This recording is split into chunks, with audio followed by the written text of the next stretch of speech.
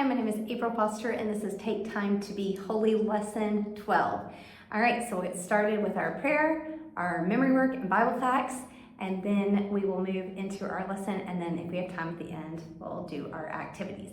All right, so in Lesson 12, it's called Getting Ready to Move, and there are quite a few characters in that, so we'll start the lesson by identifying the names of the characters. So you have Aaron, and Aaron has now died, so you might want to point that out. And who is the high priest? Eleazar. What is the relation here? That's his son, so father, son, grandson. Grandson is Phineas.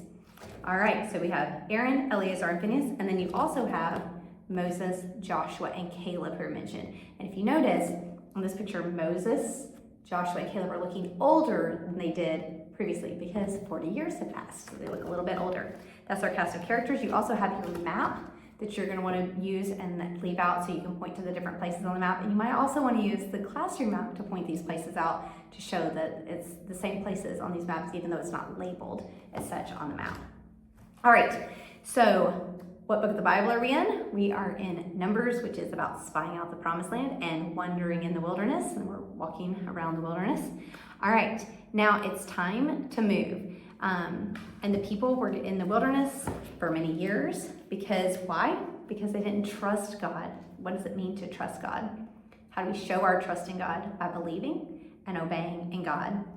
Okay, then we talk about the spies, the two spies who trusted God. What were their names? Their names were Joshua and Caleb. They trusted God. How did they show their trust in God? Let the kids explain that to you. The rest of Israel, though, doubted God and didn't trust him. So they wandered in the wilderness for how long? For 40 years. All right, now in our last lesson, Israel had defeated 3 kings.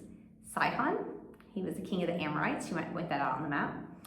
Og, who was the king of Bashan up in the north. And then Balak, King Balak, who was the king of Moab. So now Moab, instead of being in this tiny territory, now look in this lesson, Moab is pretty much occupying a good portion of this area now. All right, why is that? Did the people utterly destroy the Moabites or the Amorites? No, they did not. So these people are still living in the land.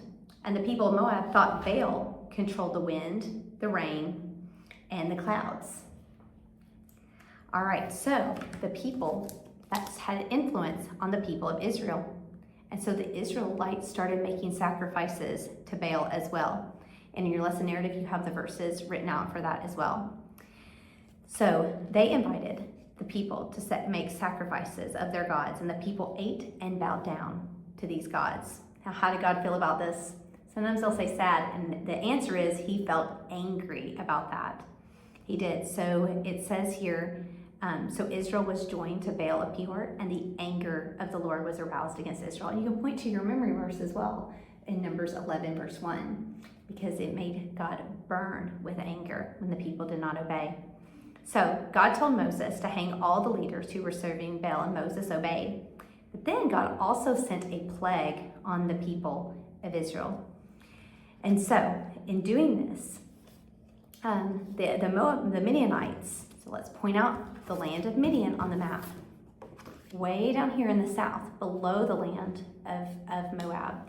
So the people of Midian were also involved in this problem because instead of trying to destroy Israel with swords and spears, they did something different.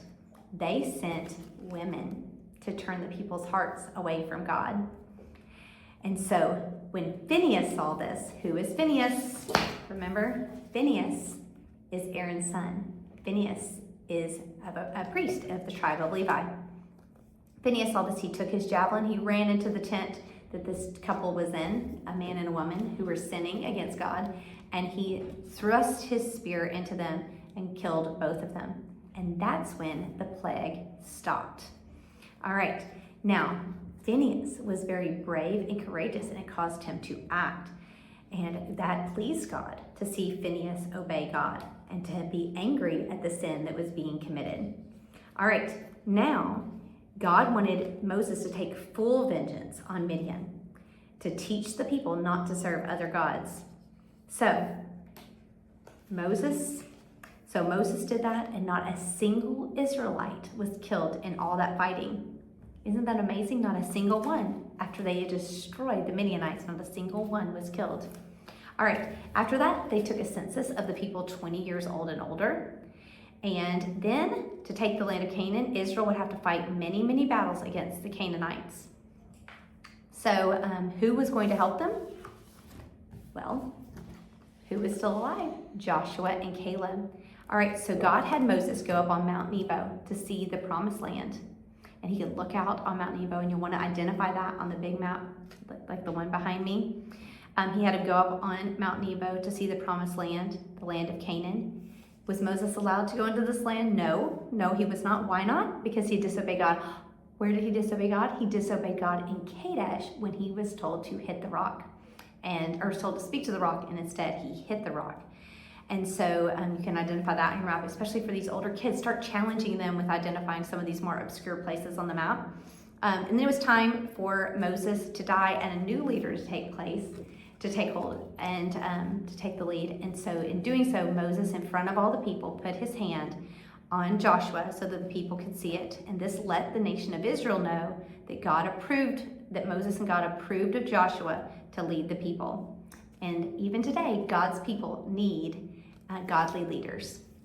All right, so that is the lesson. So not too terribly many visuals. Like I said, lots of people and places on the map, but not a whole lot of visuals to talk about. The activities, you have a map to label with a list, and I usually cut it apart like this to make it a little bit easier for the kids to keep their list separate and kind of check off as they go.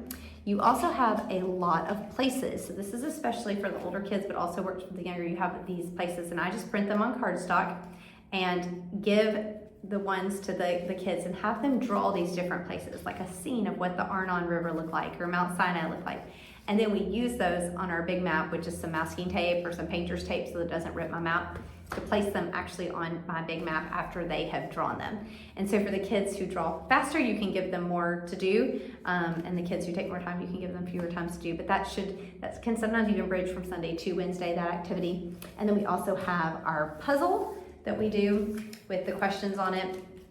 So the kids can draw a puzzle piece out of a bag, or if you lay them upside down on the table, draw a puzzle piece, ask the question, and once they answer, they can assemble the puzzle. And that is it for lesson number 12.